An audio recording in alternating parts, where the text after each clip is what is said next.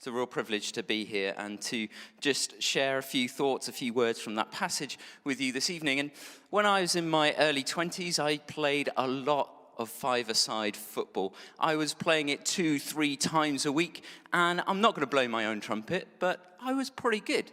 I used to score a heck of a lot of goals, as Joe knows, because sometimes I play on a Monday night now.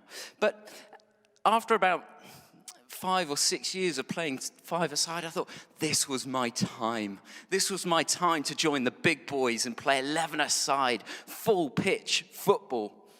And having been prolific at five-a-side, I thought I could stroll into the not-so-mighty Wootton and do exactly the same. Score loads and loads of goals at 11-a-side, playing the same way, doing the same thing. Game 1, no goals. Game 2, no goals. Game 3, 4, 5, 6, no goals. What was going wrong? I mean, it's the same shaped ball. There was the same unfit referee. It's the same rules. I was making all the same runs. I was taking up the same positions, but no goals. No goals. I couldn't understand why I could be so good at five-a-side. I wasn't really, but, so good at five-a-side and yet really bad at 11-a-side. What was going on? I mean, it's the same game after all. They're both football, right? Well, in today's passage, Jesus announces that God's mission is on the cusp of its own transitional moment. He's not going from five-a-side to 11-a-side. It's a slightly different change, but it is a transitional moment. God was about to do something new. But just as God's saving mission in the world had always faced opposition in the past, so it would continue to face opposition. Jesus tells his disciples, expect persecution. Expect persecution because the world, even those who have read the scriptures and should know better, do not know me. They do not know God. If you want to be my disciple, expect persecution. It is coming.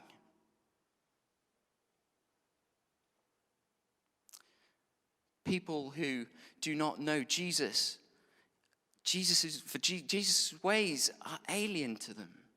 In fact, they're almost threatening to them because they challenge the status quo. They challenge the way life is. And they say that power is no longer God, that Jesus is king. He is the great power of this world, and all things must one day submit to him. So if you follow me, those powers are going to kick back at you. So expect persecution. But if that's not bad enough news for the disciples, Jesus says, and by the way, I'm not going to be there with you. I'm going to him who sent me. Now, of course, we know that Jesus is talking about his death, but the disciples don't know that, and they don't know that that is the path that Jesus needs to take to fulfill God's purposes in the world. You see, on hearing this news, Jesus' disciples should be filled with faith. Faith because of what God is about to do. Faith because of what God is going to complete and bring victory to his great plan.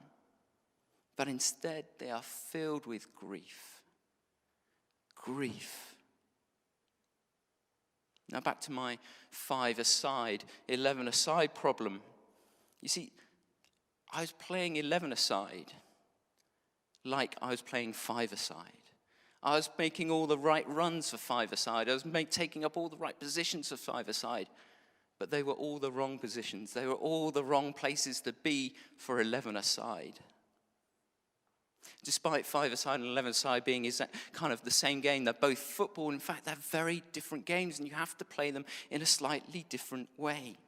Rather than looking back to the way I used to play at 5-a-side, I needed to look forward. I needed to look up to my manager to learn a new way of playing, a different way of playing the game. You see, the disciples suffered from the same problem that I had on that football pitch. They were looking back. backwards. They were grasping hold of what they knew rather than looking forwards to what was yet to come. Who would lead their team? Who would protect them?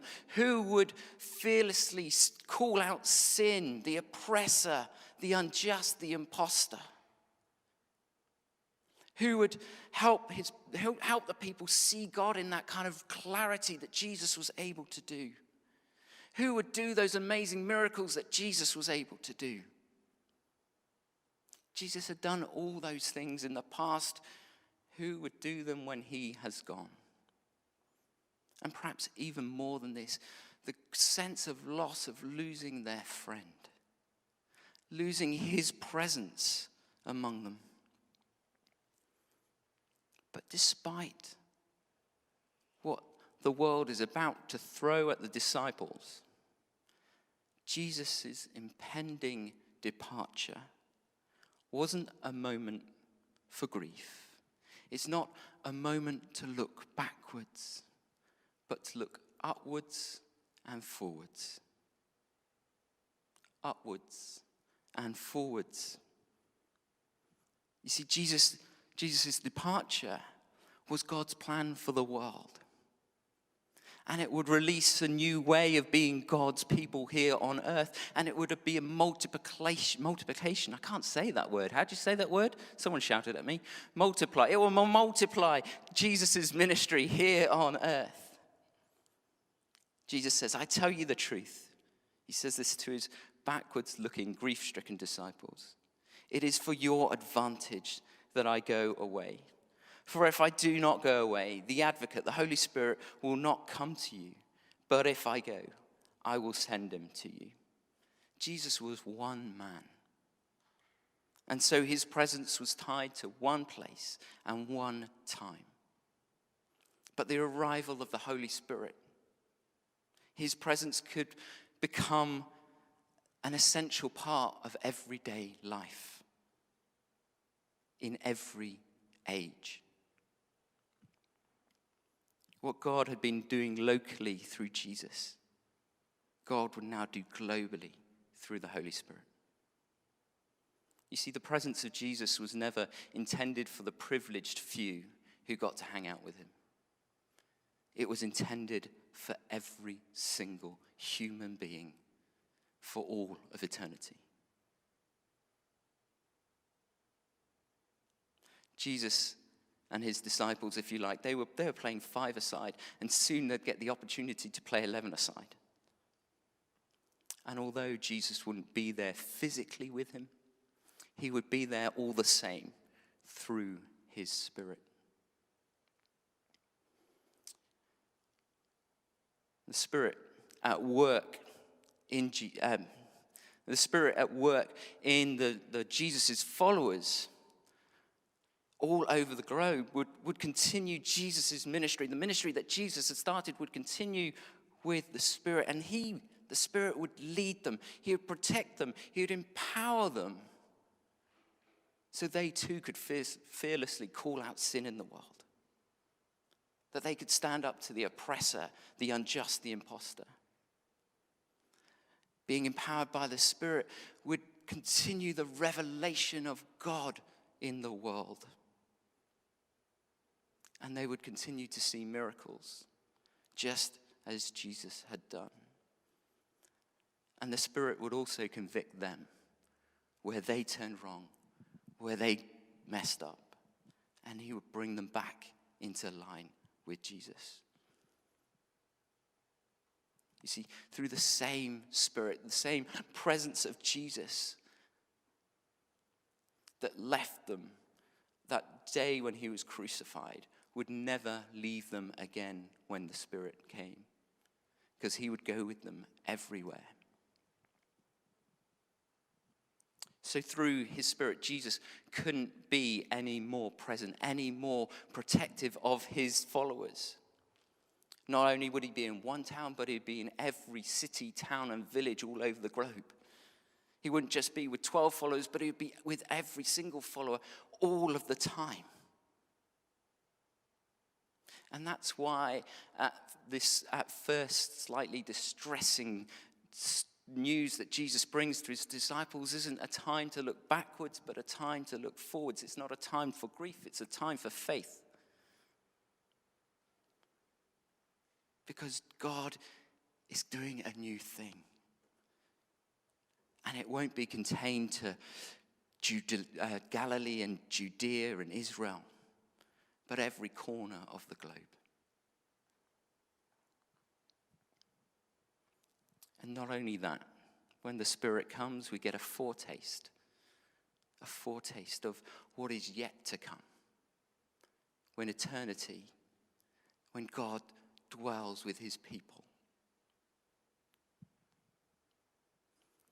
Here in the UK, we face our own transitional moment, don't we? As lockdown eases and society begins to open up again. And I believe this is a moment to grasp hold of and to not look back too much, but to look upwards and forwards. Because there's a new normal that is coming. And like five-a-side and 11-side, which are both football but very different games, what is to come, the new normal, is going to be different to the pre-COVID normal. Society is going to have changed. So as God's people here in Chiswick, as individuals who love Jesus and long to see him made known, perhaps we too need to realign ourselves, to come to Jesus and confess and say, God, where I've gone wrong, I want to come back to you. And then come and empower me with your Spirit so that I may join in with what you are going to be doing in this new normal that is yet to come. Maybe this is a reset moment that we have, an opportunity to come before Jesus and say, here I am. And to turn our eyes and fix our eyes on him afresh and to ask for his presence, that we may be God's people.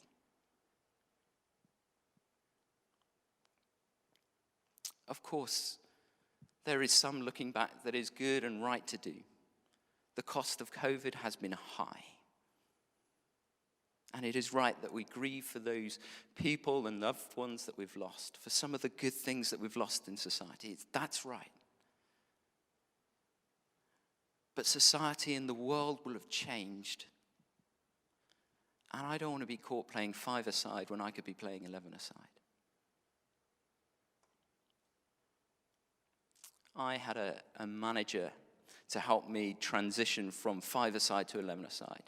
We've got something far, far better. We've got the Holy Spirit, God's presence with us. And so my encouragement this evening is this. Turn to Jesus afresh and ask his Spirit to fill us, to give us his sight for the world around us. Ask him to give us fresh boldness, fresh ideas, fresh vision for what it means to be his people here, right now. That when the doors open, that when lockdown lifts, we can go out with full courage and boldness and wisdom and godly empowerment to be his people and see Chiswick transformed, or wherever it is we live if you're watching online, transformed by his love, his power.